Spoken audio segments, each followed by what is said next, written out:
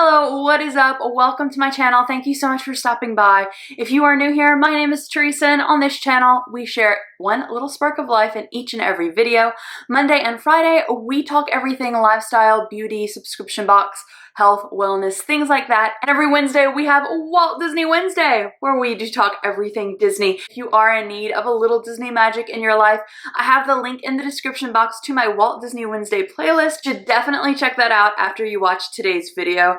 Also, if you are in need of Disney magic in your life and you are new here, of course, you're going to want to hit that subscribe button and ring that bell. That way YouTube will notify you each and every Wednesday when I upload a Walt Disney Wednesday video. So in today's video, I am going to give you my ranking of the Disney Renaissance films. If we're not aware, Disney animated films are typically categorized by the time period that they came out. If you ever hear the term Renaissance Disney animation or Renaissance Disney animation, that refers to the time period between 1989 and 1999 when the Disney animation studios had sort of a rebirth.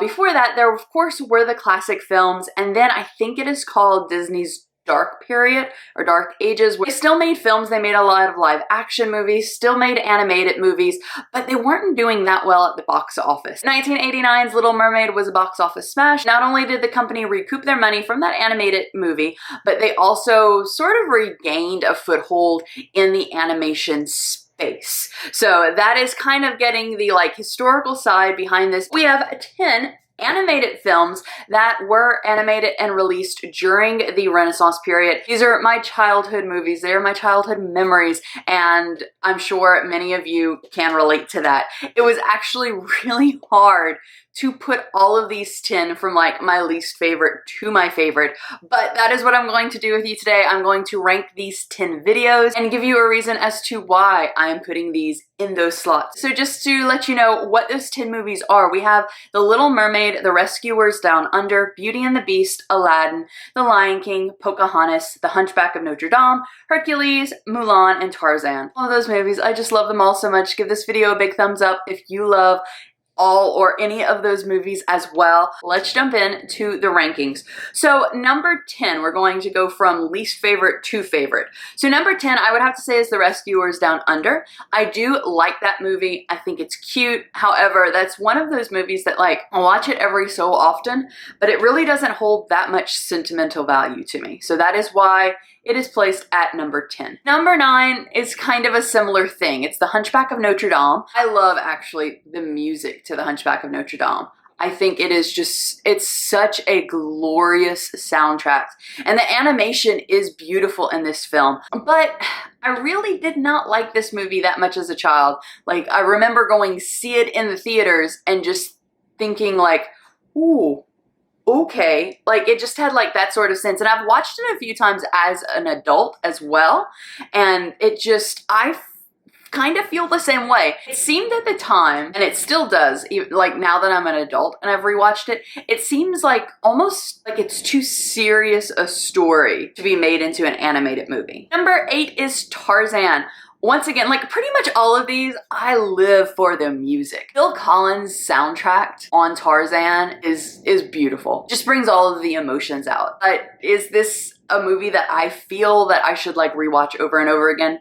Not really. Number 7 was when I found it really difficult to decide. And I sat for a good half an hour, weighing the pros and cons from 7 on up of each of these movies, because that's how much I love these movies, because I kind of wanted them to go all to one.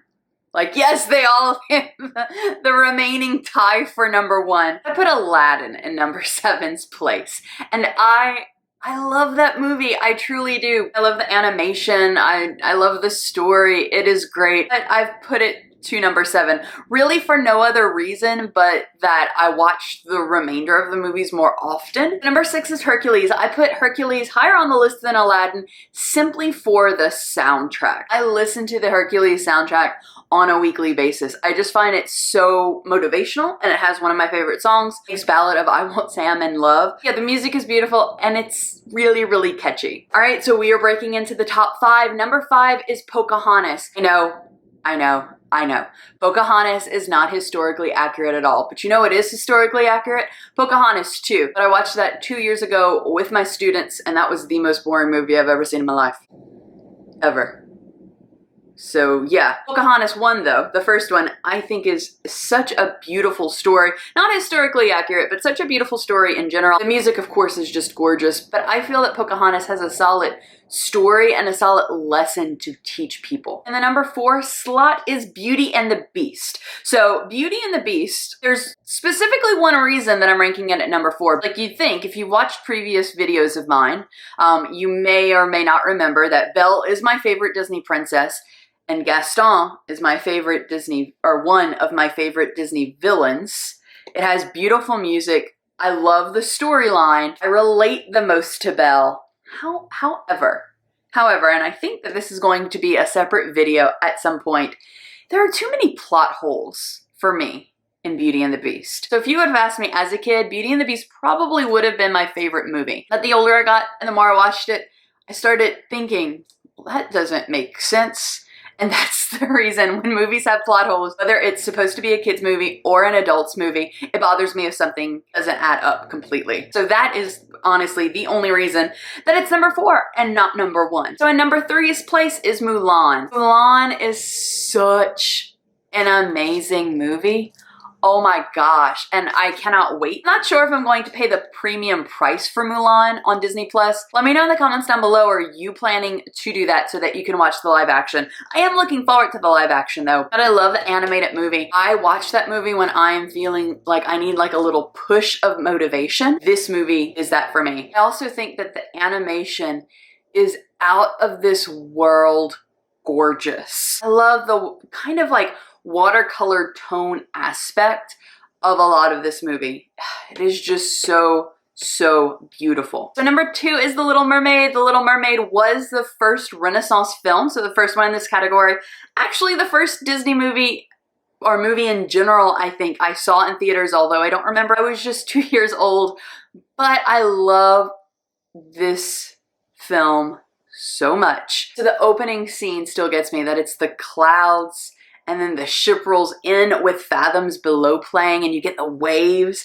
To me, like, still as an adult when I watch it, I think that that is just such a grand opening. The majority of my life, I did want to be an animator. So when I watch animated movies, whether it is Disney or another studio, I tend to watch for the technical aspects of things. But so yeah, that was just a majestic opening. And I love the story about somebody wanting something. And yes, Ursula was nefarious and tricked her and all of that. And I know that there are a lot of people out there who say, well, she traded her life to be with a man. No, she technically did not, because she was in love with the human world long before she met dreamy Prince Eric. But yeah, regardless of what happened and how she got there, she wanted to be a human, and she was able through her family's love to accomplish that dream of her life. And that's, sorry if you've never watched Disney's Little Mermaid and I just spoiled it for you. And at number 1, we have The Lion King. We are talking about the first animated Lion King and not the new animated Lion King, because let's be honest, that was not live action. There were no real people in that. That was just a high definition Lion King with no feeling behind it. That's how I thought. Let's talk about what I just sort of like rambled through. This is the first Disney movie I remember seeing in theaters, by the way, but there was so much emotion that I felt as a child with this movie around, like, of course, Mufasa's death, but just around the characters. And still as an adult, I find that in the animation, there was so, like, the animation and the voice actors, there was so much feeling behind it that I did feel the live action just completely lost. Let's talk about the animated version.